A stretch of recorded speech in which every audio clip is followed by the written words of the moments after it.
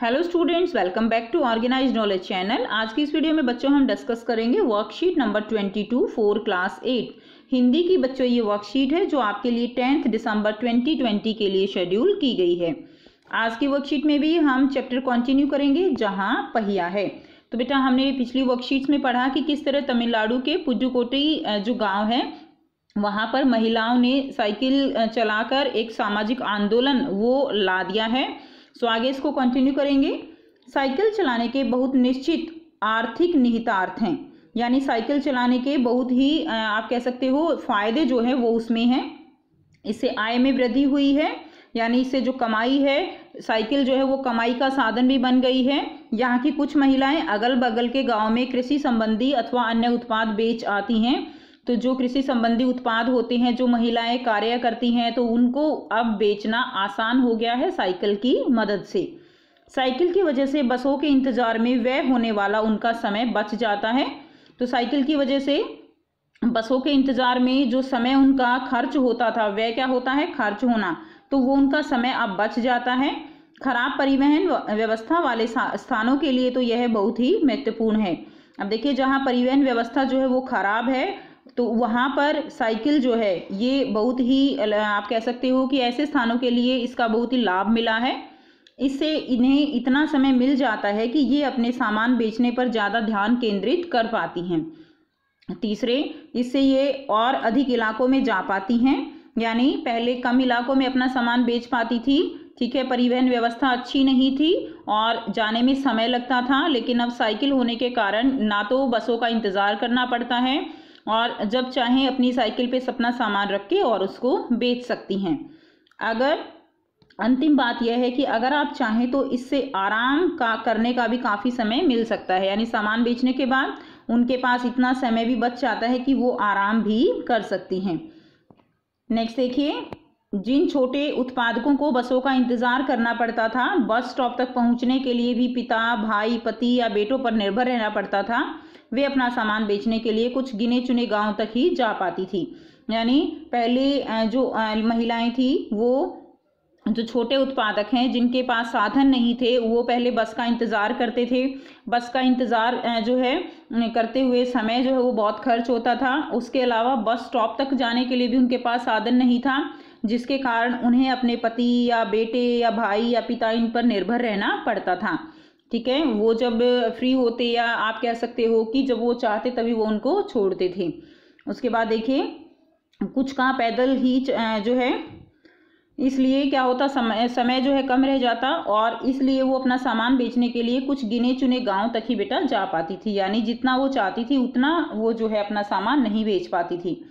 कुछ को पैदल ही चलना पड़ता था, जिनके पास साइकिल नहीं वे अब भी पैदल ही जाती हैं। तो जो अब तो साइकिल बहुत ज़्यादा हो गई हैं इसलिए अब भी, लेकिन जिनके पास साइकिल नहीं है उनको अब भी पैदल ही जाना पड़ता है। फिर उन्हें बच्चों की देखभाल के लिए या पीने का पानी लाने जैसे घरेलू कामों के लिए भी जल्दी ही भागकर घर पहुंचना पड़ता था। ठीक है, लेकिन अब साइकिल से क्या हो गया है, उनका आना जाना आसान हो गया है। अब जिनके पास साइकिलें हैं वह सारा काम बिना किसी दिक्कत यानी परेशानी के कर लेती हैं। इसका अर्थ यह हुआ कि अब आप किसी सुनसान रास्ते पर भी देख सकते हैं कि कोई युवा माँ साइकिल पर आगे अपने बच्चे को बैठाए पीछे कैरियर पर सामान लादे जा रही है। वह अपने पानी से भरे 2 या 3 बर्तन लिए अपने घर या काम पर जाती देखी जा सकती है। तो इस तरह से यहाँ पर बताया गया है कि अब जो है जो युवा माँ है वो अपने बच्चों को भी संभाल रही हैं, अपना सामान भी बेच रही हैं, घरेलू कार्य भी कर रही हैं। यानी आप कह सकते हो कि साइकिल ने औरतों की ज़िंदगी जो है वो बहुत ही सरल बना दी है। अन्य पहलुओं से ज़्यादा आर्थिक पहलू पर बल देना गलत होगा। तो यहाँ पर बताया गया है कि केवल ऐसा नहीं है कि केवल यहाँ पर आर्थिक पहलू ये है कि केवल पैसे ही कमाने थे, इसीलिए इसका ज़्यादा महत्वपूर्ण है। ये साइकिल प्रशिक्षण से महिलाओं के अंदर आत्मसम्मान की भावना पैदा हुई है। तो ये सबसे मेन पॉइंट यही है कि आत्मसम्मान की भावना पैदा हुई है। ठीक है, वो जो है अपने आप को स्वतंत्र महसूस कर रही हैं, वो पुरुष प्रधान की जो बेड़ियां हैं उनको तोड़ती हुई अपने आप को स्वतंत्र जो है वो उनको अनुभव उसका हो रहा है, जो सबसे बड़ी बात थी।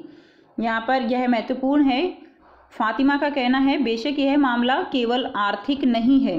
ठीक है, कि बेशक यह मामला, फातिमा जो है वो कहती हैं कि बेशक यह मामला केवल आर्थिक नहीं है, महिलाओं के जो फातिमा ने यह बात इस तरह कही कि जिससे मुझे लगा कि मैं कितनी मूर्खतापूर्ण ढंग से सोच रहा था। तो यहाँ पर लेखक जो है वो बता रहे हैं कि मैं सोच रहा था कि यह मामला केवल यानी जो महिलाएं हैं वो ज़्यादा पैसे कमाने के लिए साइकिल सीख रही हैं ताकि वो अपना ज़्यादा से ज़्यादा सामान बेच सकें। तो यहाँ पर लेखक खुद को ही कह रहा है कि मैं कितनी मूर्खतापूर्ण ढंग से मैं ये बात सोच रहा था, लेकिन यह मामला तो केवल पैसों का मामला नहीं है, यह मामला तो आत्मसम्मान का, आत्मविश्वास का और अपने आप को स्वतंत्रता जो है वो महसूस कराने का मामला है। उसने आगे कहा, साइकिल चलाने से मेरी कौन सी कमाई होती है? तो फातिमा कहती हैं कि साइकिल चलाने से मेरी कौन सी कमाई होती है, मैं तो पैसे ही कमाती हूँ। मेरे पास इतने पैसे नहीं है कि मैं साइकिल खरीद सकूं, लेकिन हर शाम मैं किराए पर साइकिल लेती हूं और ताकि मैं आज़ादी और खुशहाली का अनुभव कर सकूं। तो यहाँ पर फातिमा कहती हैं कि पैसे कमाने की इसमें कोई बात नहीं है, मैं तो पैसे देकर साइकिल जो है किराए पर लेकर इसको चलाती हूँ ताकि मैं आज़ादी और खुशहाली उसका अनुभव कर सकूँ।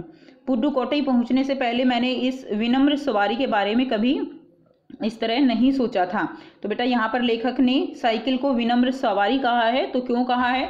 क्योंकि साइकिल जो है वो बहुत ही सहजता और आसानी से चल जाती है, बहुत आसान है इसको सीखना, सरलता से ये जो है चलती है, इसमें कोई धन भी व्यय नहीं होता, ठीक है, कोई इसमें पेट्रोल का या किसी तरह के इसमें ईंधन का खर्च नहीं है और इसमें दुर्घटना होने के भी चांसेस बहुत कम हैं। तो इसीलिए ये जो है एक विनम्र सवारी कही गई है। मैंने कभी साइकिल को आज़ादी का प्रतीक नहीं समझा था। तो लेखक कहते हैं कि मैंने कभी ये नहीं समझा था कि साइकिल चलाना इतनी बड़ी आज़ादी का प्रतीक हो सकता है। उसके बाद देखिए, एक महिला ने बताया, लोगों के लिए यह समझना बड़ा कठिन है। तो महिला कहती है कि लोगों के लिए यह बात समझना बड़ा कठिन है कि ग्रामीण महिलाओं के लिए यह कितनी बड़ी चीज़ है।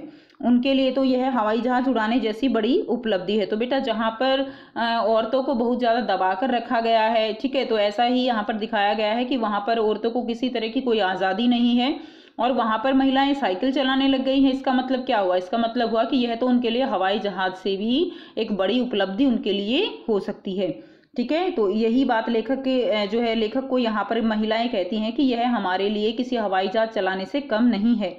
लोग इस पर हंस सकते हैं, लेकिन केवल यहाँ की औरतें ही समझ सकती हैं कि उनके लिए यह कितना महत्वपूर्ण है, ठीक है। जो पुरुष इसका विरोध करते हैं वे जाएं और टहले, क्योंकि जब साइकिल चलाने की बात आती है तो वे महिलाओं की बराबरी कर ही नहीं सकती। तो यहाँ पर जो महिलाएं कहती हैं कि जो पुरुष इस चीज़ को गलत मानते हैं और इस बात का विरोध करते हैं कि साइकिल सीखना इस तरह से गलत है, तो वो लोग जो है यहाँ से जाएं, यानी वो कहते हैं कि वो अपना काम करें। जैसे हम कहते हैं ना कि अपना काम करो, तो यहाँ पर वो कहना चाह रही हैं कि वो अपना काम करें, क्योंकि जब साइकिल चलाने की बात आती है तो वो महिलाओं की बराबरी नहीं कर सकती। तो ये आत्मविश्वास उनके अंदर जो है यहाँ झलकता है। तो बेटा अब यहाँ पे कुछ शब्दार्थ दिए गए हैं। देखिए, व्यय का मतलब क्या होता है? खर्च। निर्भर का मतलब होता है आश्रित होना। दिक्कत मतलब परेशानी। पहलू मतलब पक्ष। आर्थिक का मतलब होता है धन से संबंधित और प्रतीक का अर्थ है चिन्ह, ठीक है। तो अब हम इस गद्यांश को हमने पढ़ लिया है, अब हम इसके प्रश्न उत्तर करेंगे। पहला प्रश्न है, साइकिल चलाने से महिलाओं को कौन कौन से लाभ हुए हैं?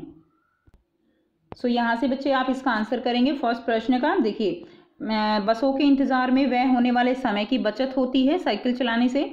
पुरुषों पर निर्भरता कम हो गई और महिलाएं अपने उत्पादों को आसपास के गांव में आसानी से बेच सकती थी। तो ये जो है क्या थे? लाभ थे साइकिल चलाने के। नेक्स्ट क्वेश्चन करते हैं बेटा। प्रश्न 2 है, साइकिल को विनम्र सवारी क्यों कहा गया है? कल्पना करके लिखिए। तो साइकिल को विनम्र सवारी क्यों कहा गया है? क्योंकि इसको चलाना बड़ा सहज और सरल है। तो आइए बेटा करते हैं इसका आंसर। सो बेटा यहाँ से आप इसका आंसर लिखेंगे। साइकिल को चलाने में सरलता और सहजता का अनुभव होता है और किसी भी प्रकार की दुर्घटना की संभावना भी कम रहती है, इसलिए साइकिल की सवारी को विनम्र कहा गया है।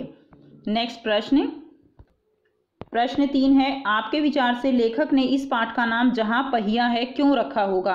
तो बेटा इस पाठ का नाम जहां पहिया है, तो ये जहां पहिया क्या है? गतिशीलता का प्रतीक है, ठीक है। तो यानी जहां पहिया है वो जिस तरह से समय का पहिया जो है घूमता है, तो इसी तरह से यहाँ पर दिखाया गया है कि पहिया वो गतिशीलता का प्रतीक है और हमें भी समय के पहिए के अनुसार ही गतिशील रहना चाहिए। तो आइए बेटा करते हैं आंसर। यहाँ से आप आंसर लिखेंगे। पहिए को गतिशीलता का प्रतीक माना जाता है और साइकिल आंदोलन से महिलाओं का जीवन भी गतिशील हो गया और इसलिए लेखक ने इस पाठ का नाम जहां पहिया है तमिलनाडु के पुडुकोट्टई गांव के साइकिल आंदोलन के कारण ही रखा होगा। तो आइए बेटा करते हैं नेक्स्ट प्रश्न।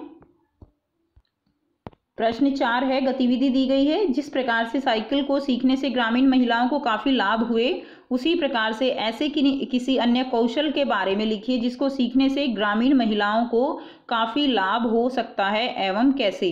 तो बेटा देखिए, जिस प्रकार जो साइकिल सीखने से ग्रामीण महिलाओं को काफ़ी लाभ हुए हमने पढ़ा किस तरह अब वो अपने जो है अपने से काम कर सकती थी, आत्मनिर्भर हो चुकी थी, अपना सामान बेच सकती थी। तो किसी अन्य कौशल के बारे में आपको यहाँ पर लिखना है जिससे ग्रामीण महिलाओं को लाभ हो सकता है।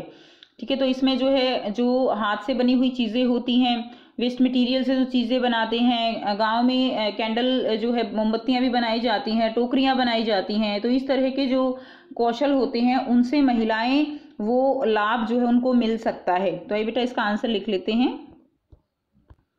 सो यहाँ से बच्चे आप इसका आंसर लिखेंगे प्रश्न 4 का, हाथ से बनने वाला सामान जैसे टोकरी बनाना, मोमबत्ती बनाना आदि इस तरह के कार्य से महिलाएं आत्मनिर्भर हो सकती हैं। तो ये थी बच्चों आपकी आज की हिंदी की वर्कशीट। आई होप बेटा आपको ये वर्कशीट क्लियर है। कोई भी डाउट है आप कमेंट सेक्शन में कमेंट करके पूछ सकते हो। वीडियो अच्छी लगी तो लाइक शेयर जरूर कर दीजिए एंड ऑर्गेनाइज्ड नॉलेज चैनल को सब्सक्राइब भी कर लीजिए। और अभी तक अगर आपने बेल आइकन प्रेस नहीं किया है तो उसको भी प्रेस कर लीजिए ताकि आपको आने वाली हर वीडियो की नोटिफिकेशन मिलती रहे। So thanks for watching, have a nice day.